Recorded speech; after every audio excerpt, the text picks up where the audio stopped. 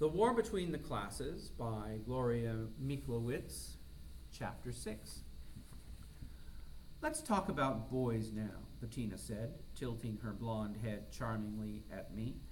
There's this boy in my class. He goes, "You got a cute nose."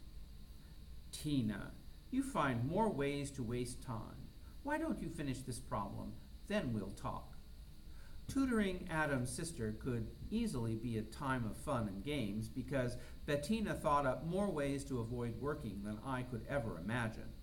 In the last half hour, she had taken a bathroom break, gone to sharpen a pencil, then to find out when her mother was coming home, and now she wanted to talk about boys.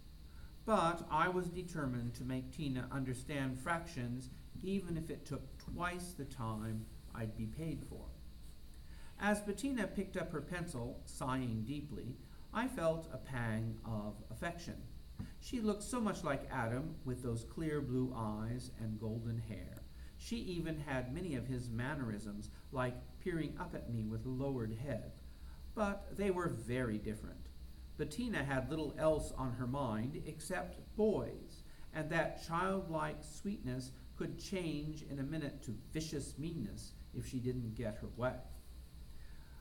3/8 plus 5/6 equals... Bettina nibbled the end of her pencil and watched me secretly for signs of softening. "His name is David, and when he said that I go..." "Tina, do the problem. Come on, I'm not paid to talk about boys," I said. Bettina bent thoughtfully over the paper, writing in a number, then checking my face, erasing the number, chewing her pencil, then writing again. At last she turned the page around for me to see. "That's good," I said. "I told you you could do it. All you'll have to do is concentrate." "I'll flunk the test tomorrow. I just know it. I'm terrible in math." "Never mind, you'll pass the test, and you could be good at math. Whoever said you couldn't?" "Girls aren't good at things like that. My mother says so. It's unfeminine." "I'm good at math, and am I unfeminine?" Bettina raised one shoulder in a shrug and watched me with odd intensity. "You're different." "How?"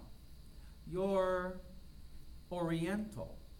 Bettina wet her lips and smiled slyly. "Mother says Orientals have special aptitudes for math and science." So that's what they said about me when I wasn't around. Should I be pleased? Even proud? A warning bell went off in my head, and the warmth I'd felt moments ago changed to caution. Friends, real friends, didn't make remarks like that. What else did Mrs. Tarcher say about Orientals? I wondered. How many of her prejudices had Adam absorbed? Well, isn't that true about Orientals? People are people, whatever their race or color. There's no special aptitude one class of people has over another, Oriental or not, and there's no reason why women can't be as good at math or science as men. Bettina shook her blonde curls impatiently. "I'm sick of talking about all that. I finished the problem, so now let's talk about this boy I know." I put the math book away and threw the scratch papers in a basket as Bettina scurried from the desk to jump on her white canopied bed. She reached for a large stuffed bear and hugged it to her chest, eyes rolled to heaven.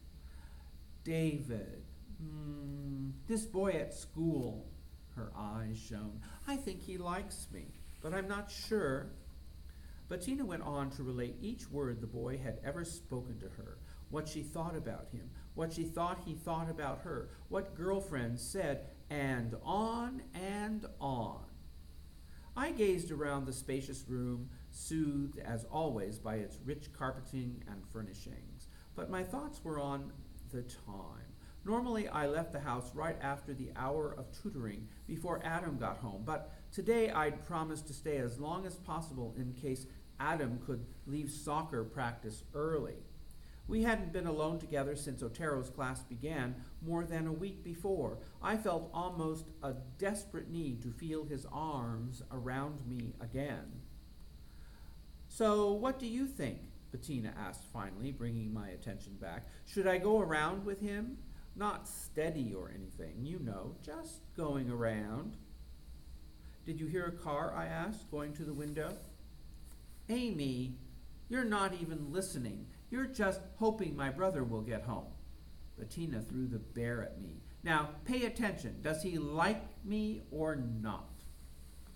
I lifted the big toy off the floor and put it back on the bed, then picked up my purse and book. "I think it's time for me to go, Tina. Please tell Adam I'm sorry I couldn't wait." I started to the door. "And as for David, you might try backing off a bit. Boys don't like girls who come on too strong." I paused at the door. "Good luck on the test tomorrow, Tina. See you next week." I hurried down the long hall on the highly waxed floors, smelling of lemon, wishing I could stop to examine each beautiful painting on the walls between the many doors, but I didn't dare. What if Mrs. Tarcher came out of one of the rooms and saw me? Far away somewhere I heard a grandfather clock chime and distant voices amid the sounds of pots clashing. How could I feel so comfortable with Adam when I felt so uncomfortable in this, his home? And where was he? Why hadn't he got home early, as planned?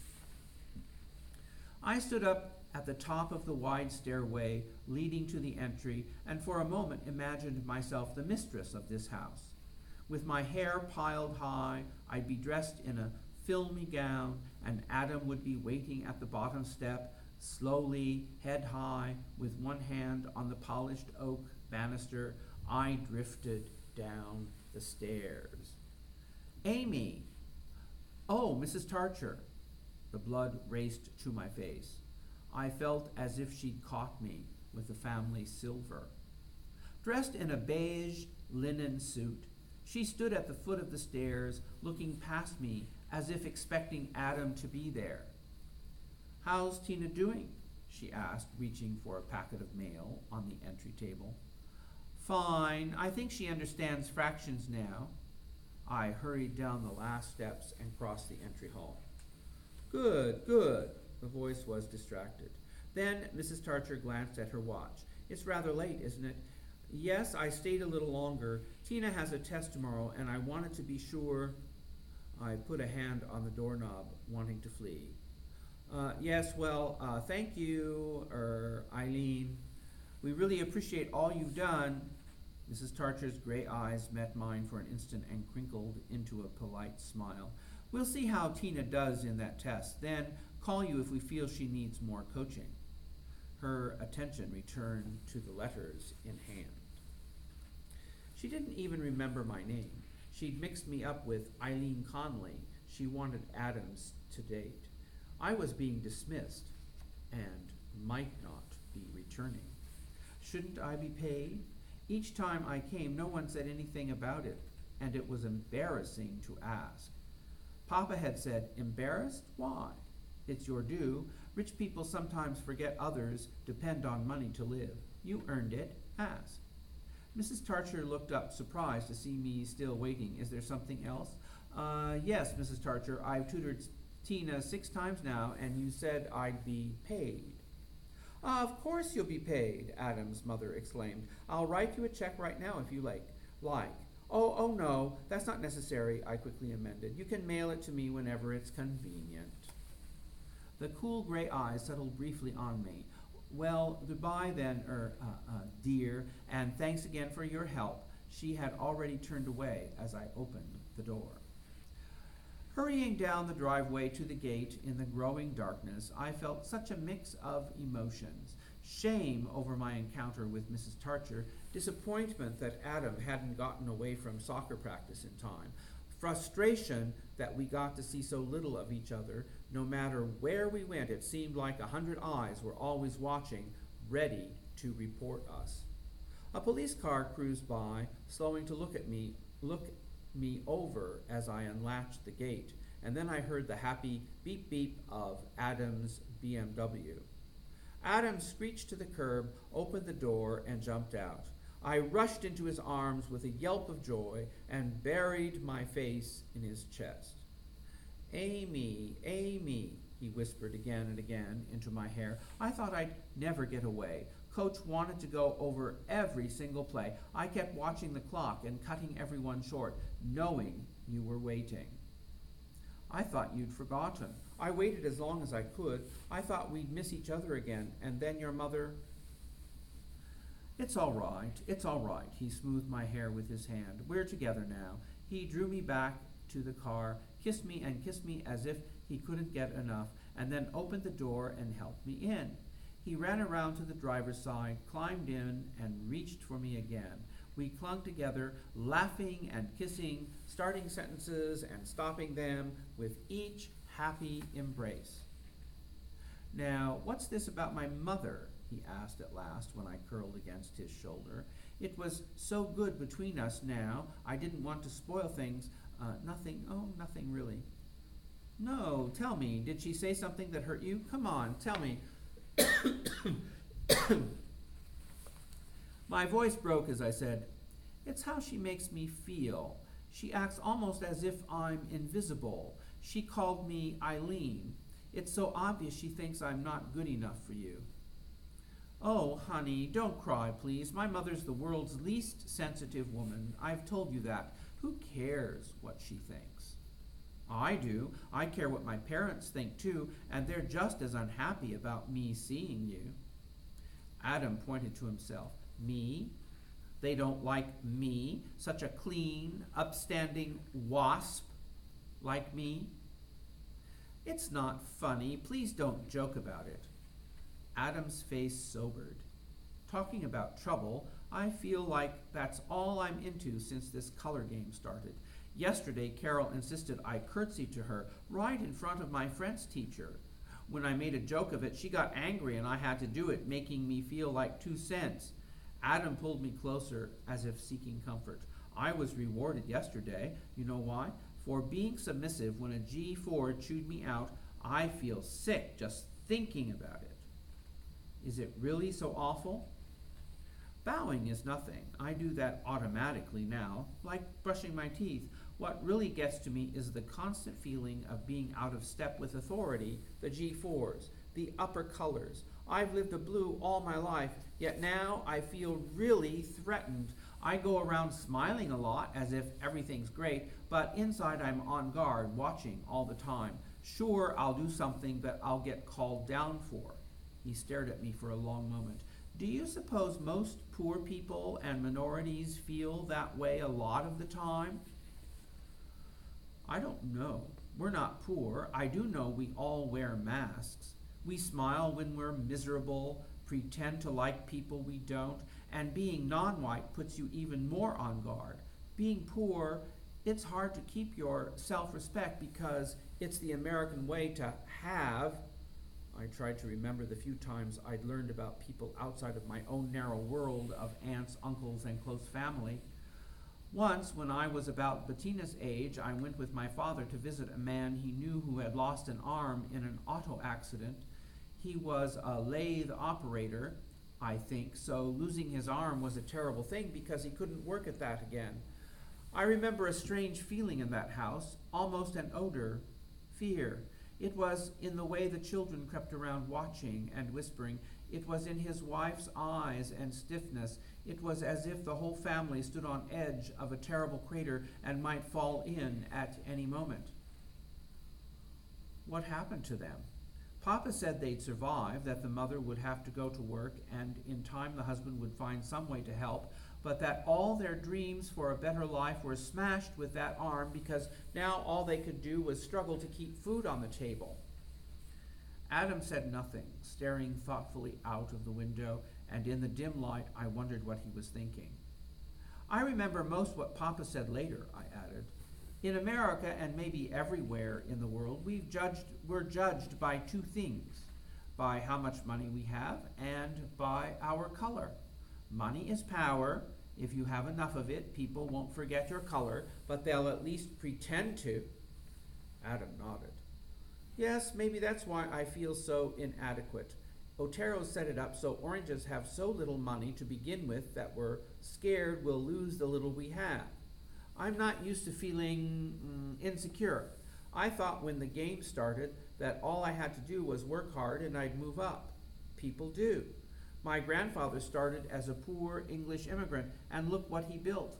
But I'm not willing to take garbage to grovel. From now on, I'm going to fight the system somehow. How? I turned toward him so that I could see his face better. Suddenly I had a terrible thought that I should report Adam's plans to the G4s.